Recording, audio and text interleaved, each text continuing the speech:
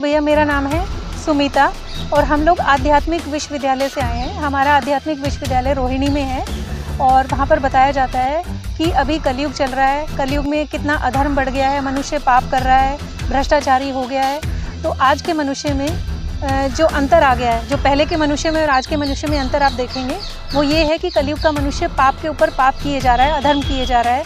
आज का मनुष्य जानवर से भी नीचे गिर गया है। ऐसे ऐसे कर्म मनुष्य कर रहा है जिसको मनुष्य का कर्म कहने में भी शर्म आती है। जानवर तो थे ही पहले से ऐसे, आज जानवर उतना नीचे नहीं गिरे हैं जितना मनुष्य नीचे गिर गया है। तो मनुष्यों को ही उत्थान करने के लिए भगवान को, परमात्मा को इस सृष्टि पर आना पड़ता है, क्योंकि आज मनुष्य अपना परिचय भूल गया है। मनुष्यों का वास्तविक परिचय ये शरीर नहीं है। इस शरीर को चलाने वाली जो शक्ति आत्मा है, उस आत्मा को ही आज मनुष्य भूल गया है। तो भगवान आते हैं कलयुग के अंत में। गीता में बताया है, यदा यदा ही धर्मस्य ग्लानिर्भवति भारत अभ्युत्थानम् अधर्मस्य तदात्मानं सृजाम्यहम्। जब जब धर्म की ग्लानि होती है तब तब मुझे आना पड़ता है। तो सबसे ज़्यादा धर्म की ग्लानि सतयुग में नहीं होती, त्रेता में नहीं होती, द्वापर में नहीं होती, कलयुग के अंत में होती है। और कलयुग का अंत आप कैसे कहेंगे? कलयुग का अंत की निशानी है कि आज कलयुग के अंत की सामग्री बन चुकी है, विनाश की सामग्री बन चुकी है, जिसे एटॉमिक एनर्जी कहा जाता है।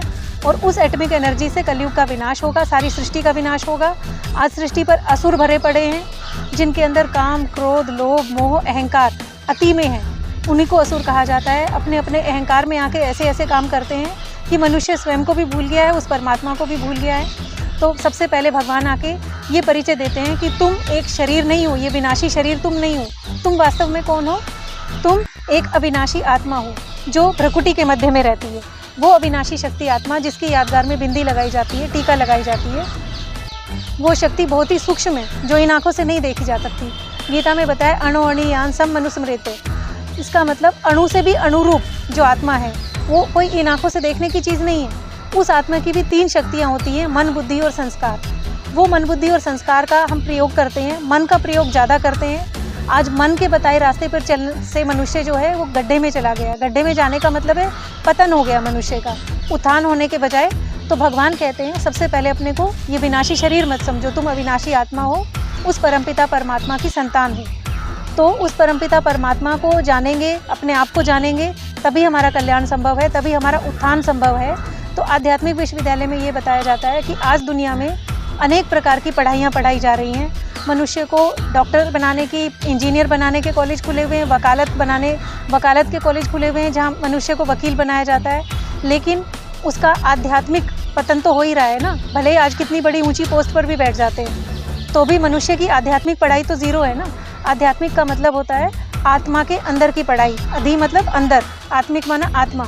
आत्मा के जो अंदर की पढ़ाई है वो केवल भगवान ही आकर के पढ़ाई पढ़ा सकते हैं और दूसरा कोई मनुष्य नहीं पढ़ा सकता है। तो हमारे संस्था का नाम है आध्यात्मिक ईश्वरीय विश्वविद्यालय, जहाँ स्वयं भगवान आते हैं। वो परमपिता परमात्मा शिव जिनका नाम है, वो परमात्मा अजन्मा है। अजन्मा का मतलब है वो जन्म मरण के चक्र से न्यारे हैं और हम सब मनुष्य आत्माएं जन्म मरण के चक्र में बंधी हुई हैं। तो वो भगवान पारलौकिक परमपिता, जिसके लिए गीता में आया है न तद भासते सूर्यो न शशांक न पावक यद गत्वान निवर्तन्ते तद धामम परमम मम। मैं उस धाम का रहने वाला हूँ, उस लोक का रहने वाला हूँ जहाँ सूरज चांद सितारों का प्रकाश नहीं पहुँच सकता। उस धाम से जब मैं आता हूँ, वो अजन्मा शक्ति जब उस धाम से इस धाम में, इस दुनिया में आती है, इस लोक में आती है, तो उसको कहा जाता है भगवान का दिव्य जन्म। पारलौकिक परमपिता परमात्मा शिव का लौकिक इस दुनिया में अवतरण, उसको कहते हैं भगवान का दिव्य जन्म। और भगवान जब इस संसार में आते हैं तो संसार में आके ये 3 मूर्तियों के द्वारा कार्य करते हैं, ब्रह्मा, विष्णु और शंकर। पहली मूर्ति ब्रह्मा, जिसके द्वारा भगवान स्थापना का कार्य करते हैं। दूसरी मूर्ति विष्णु, जिसके द्वारा भगवान पालना का कार्य करते हैं। और तीसरी मूर्ति शंकर। और इन तीनों मूर्तियों में भी जो सबसे ऊंची मूर्ति है वो है शंकर, जिसका नाम शिव के साथ जोड़ा जाता है। ब्रह्मा का नाम शिव के साथ नहीं जोड़ा जाता, विष्णु का नाम भी शिव के साथ नहीं जोड़ा जाता। केवल एक शंकर ही ऐसी मूर्ति है जिसका नाम शिव के साथ जोड़ा जाता है। और वो शिव को सारी दुनिया मानती है, खाली हिंदू ही नहीं मानते हैं। वो शिव जो निराकार है, हमारी आत्माओं के पिता है, उस निराकार शक्ति को अल्लाह कहते हैं, गॉड फादर कहते हैं, उसको रब कहते हैं। अपनी अपनी भाषा में अलग अलग नाम रखे हुए हैं, लेकिन है तो वो एक सुप्रीम पावर। उसी को शिव के नाम से शिवलिंग के रूप में पूजा जाता है, उसी निराकार को। और उसी को जो क्राइस्ट थे, क्राइस्ट ने ऊपर आसमान की तरफ इशारा करके कहा गॉड इज़ लाइट। लाइट मतलब ज्योति, उसी को हम ज्योतिर्लिंग कहते हैं, एक ही चीज़ है वो। और जहाँ मुसलमानों की बात आती है तो मुसलमान लोग भी उसी शिवलिंग की आराधना करते हैं। उनके मक्का मदीना में भी वो शिवलिंग ही रखा हुआ है, बस खाली उन्होंने उसको नाम अलग रख दिया, संगे अस्वद नाम का पत्थर बोलते हैं, वो भी शिवलिंग के आकार का ही है और वो भी उसी की पूजा करते हैं। और जापान में भी जब मेडिटेशन करते हैं, ध्यान लगाते हैं, तो सामने एक शिवलिंग के आकार की बटिया रखते हैं। बटिया मतलब एक गोल गोल पत्थर होता है, उसके ऊपर वो अपना ध्यान लगाते हैं। और जो गुरु नानक जी थे, गुरु नानक जी ने भी यही बताया, ऊपर आसमान की तरफ इशारा करके बताया, एक ओंकार। ओंकार का मतलब है वो तीनों मूर्तियों का भी ओंकार नाथ, उसको नाथ भी कहते हैं, वो तीनों मूर्तियों का भी रचयिता है। भगवान जो है त्रिमूर्ति शिव है, तो वो त्रिमूर्ति शिव इस दुनिया में आकर के 3 प्रकार के कार्य करते हैं। ब्रह्मा द्वारा स्थापना करते हैं, विष्णु द्वारा पालना करते हैं और शंकर द्वारा विनाश करते हैं। और भगवान का नाम, शिव का नाम शंकर के साथ ही जोड़ा जाता है, क्योंकि शंकर जो है भगवान का सबसे बड़ा बच्चा है। जैसे कोई भी बाप होता है तो उसका जो सबसे बड़ा बच्चा होता है उसके साथ ही उसका नाम जोड़ा जाता है, उसको ही बड़े बच्चे को ही राजाई दी जाती है। जितने भी राजाएं हुए, सब राजाओं ने अपने बड़े बच्चों को ही राजाई दी ना, तो ऐसे ही भगवान का जो सबसे बड़ा बच्चा है वो है शंकर, उसको भी सारी दुनिया में अलग अलग नामों से जाना जाता है। तो जो शिव के साथ शंकर का नाम जुड़ा है उसको आदिदेव, महादेव भी कहते हैं, और जैनी लोग उसको कहते हैं आदिनाथ। आदिनाथ मतलब सबसे पहले दुनिया को नाथने वाला। और उसके बाद उसको आदम कहा जाता है। मुसलमानों में कहते हैं आदम को खुदा मत कहो, आदम खुदा नहीं, लेकिन खुदा के नूर से आदम जुदा नहीं। और भगवान को जो शंकर है, शंकर को ही एडम कहा जाता है क्रिश्चियंस में। क्रिश्चियन लोग एडम कहते हैं, आदम कहते हैं मुसलमानों में, आदिनाथ कहते हैं जैनियों में, और आदिदेव कहते हैं हिंदुओं में। तो ये चारों नाम जो है, नाम अलग अलग है लेकिन पर्सनैलिटी एक ही है। वही पर्सनैलिटी जो शिव है, जो शंकर के रूप में कार्य करती है नीचे इस संसार में आके, वो तीनों मूर्तियों को चलाने वाला वास्तव में शिव है। लेकिन अभी शिव का कार्य शंकर के रूप में चल रहा है, क्योंकि जो ब्रह्मा है, ब्रह्मा की कहीं पूजा नहीं होती, क्योंकि भगवान का कार्य पूरा होने से पहले ही ब्रह्मा जी शरीर छोड़ के चले गए। तो भगवान आके ऐसा इंस्टीट्यूट खोलते हैं, ऐसी संस्था खोलते हैं, ऐसा राजयोग सिखाते हैं, जिसको नाम दिया है आध्यात्मिक ईश्वरीय विश्वविद्यालय। ये दुनिया का एकमात्र ऐसा विश्वविद्यालय, एकमात्र ऐसी यूनिवर्सिटी है जहाँ भगवान को नर से नारायण बनाने की शिक्षा दी जाती है, कि मनुष्य को, नर को ऐसी करनी चाहिए जिससे वो नर से नारायण बने, और नारी को ऐसी करनी चाहिए जिससे वो नारी से लक्ष्मी बने। एकमात्र ऐसा कॉलेज है जहाँ पर मनुष्य को नर से नारायण और नारी से लक्ष्मी, मतलब मनुष्य से देवता बनाने की शिक्षा दी जाती है। बाकी दुनिया में अनेक प्रकार के कॉलेज खुले हुए हैं, लेकिन उससे भी अधर्म तो कम नहीं हो रहा है ना। आज दुनिया में अनेक प्रकार की शिक्षाएं चल रही हैं, तो भी बीमारियां बढ़ती जा रही है, टेंशन बढ़ता जा रहा है। लेकिन परमात्मा की ये शिक्षा ऐसी है, ऐसा राजयोग है, जिससे मनुष्य अपने जन्म जन्मांतर के लिए मुक्ति और जीवन मुक्ति प्राप्त कर सकता है, और भगवान से वो दिव्य शक्तियाँ प्राप्त कर सकता है जो आज मनुष्य के पास नहीं है। जैसे दिव्य शक्तियों में एक पहली शक्ति है सहन शक्ति, जो सभी देवताओं के अंदर होती है। वो आज हमारे मनुष्यों में सहन शक्ति नहीं है। आजकल बच्चे माँ बाप की सेवा नहीं करते हैं। हाँ हाँ, वन नेशन हो गया है भाई। हाँ, एक बेटा हो, एक बेटिया हो, और बेटा ना हो तो बेटिया भी हो, बच्चा भी। कुछ लोगों की थोड़ी ऐसी हुई कि बच्चा ही नहीं चाहिए। हाँ जी, हाँ जी। जीवन ऐसे जीना, तो क्या है? उसका कारण ये है कि अपना स्वार्थ, मनुष्य आज अपने स्वार्थ के कारण अंधा हो गया है। अंधा होने का कारण है उसको सिर्फ अपना ही स्वार्थ दिखाई देता है, इसलिए वो इस कारण से अपने माँ बाप को भी नहीं पूछता है।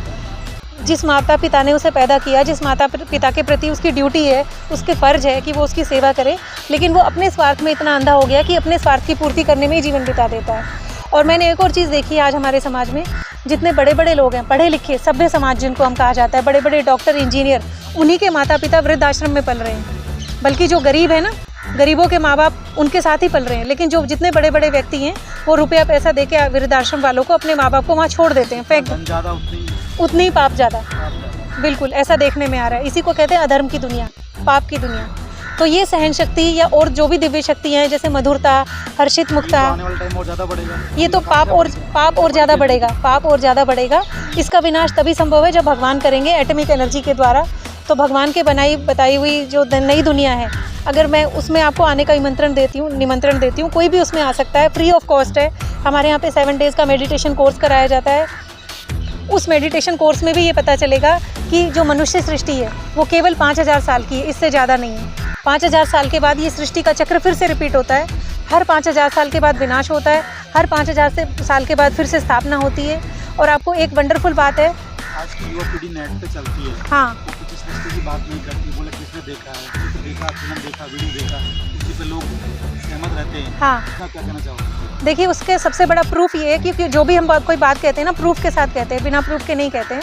बहुत सारे लोग ये मानते हैं कि खाली एक ही जन्म होता है, उसमें खाओ पियो मौज मनाओ और बस इतना ही उनकी लाइफ है, इसके आगे वो सोचते ही नहीं है। वो कहते हैं कोई जन्म पुनर्जन्म होता ही नहीं है। लेकिन आपने बहुत सारे बच्चे ऐसे देखे होंगे छोटे छोटे जो अपने पिछले जन्म की बातें याद बताते हैं, और अगर वो बातों को वेरीफाई किया जाता है तो वो बातें सच्ची निकलती हैं। वो ये बताते हैं इस गांव में मेरा जन्म हुआ था, ये मेरे माता पिता का नाम था।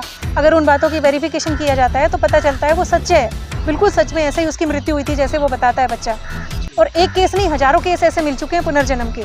तो ये प्रूफ है ना। और दूसरा प्रूफ ये है कि अगर कोई पुनर्जन्म होता ही नहीं तो ये संसार की जो आज आबादी बढ़ रही है, इतनी आबादी कहाँ से बढ़ रही है, इतनी आत्माएं कहाँ से आ रही है नीचे, तो उसी आत्माओं के लोक से आ रहे हैं जहाँ परमात्मा रहते हैं, जो पार लोक कहा जाता है ना, जिसे जो आत्माओं के रहने का लोक है, जहाँ पंच तत्वों का बना हुआ ये शरीर नहीं जा सकता है, जो सूरज चांद सितारों के भी पार है, वहाँ से सारी दुनिया की जो आत्माएं आ रही हैं, आकर के जन्म ले रही हैं। आप क्या कहना चाहोगे? लास्ट में हम 3 बातों का संदेश ये देना चाहेंगे कि वो परमपिता परमात्मा शिव, वो अलौकिक शक्ति, अजन्मा शक्ति अब इस संसार में आ चुकी है। भगवान का कार्य 3 मूर्तियों के द्वारा चल रहा है, ब्रह्मा विष्णु शंकर के द्वारा, जिसकी पढ़ाई निःशुल्क आध्यात्मिक विश्वविद्यालय में दी जाती है। कोई भी आकर के, छोटा बच्चा हो या बड़ा व्यक्ति हो या किसी भी धर्म का हो, किसी भी जाति का हो, कोई भेदभाव नहीं है। कोई भी आकर के यहाँ पे निःशुल्क ये राजयोग सीख सकता है भगवान से। इसमें हमारा फ़ोन नंबर भी दिया हुआ है। हमारी संस्था पूरे विश्व में है, हमारी भारत में भी है, विश्व में भी है, और हमारे दिल्ली में भी बहुत सारे सेंटर खुले हुए हैं। जो हमारा मेन सेंटर दिल्ली में है वो रोहिणी में है, तो वहाँ पर भी आ सकते हैं। नहीं तो आप सभी का स्वागत है। पूरी खबर देखने के लिए हम उठाएंगे आपकी आवाज़। चैनल को सब्सक्राइब करें, लाइक करें, शेयर करें, कमेंट करें, ज़्यादा से ज़्यादा खबर को शेयर करें, जिससे कि लोगों को अपने एरिया की खबर मिल सके। सभी का धन्यवाद। अपराध से अंजाम तक, खेत से खलिहान तक, अब हर खबर पर होगी हमारी नजर।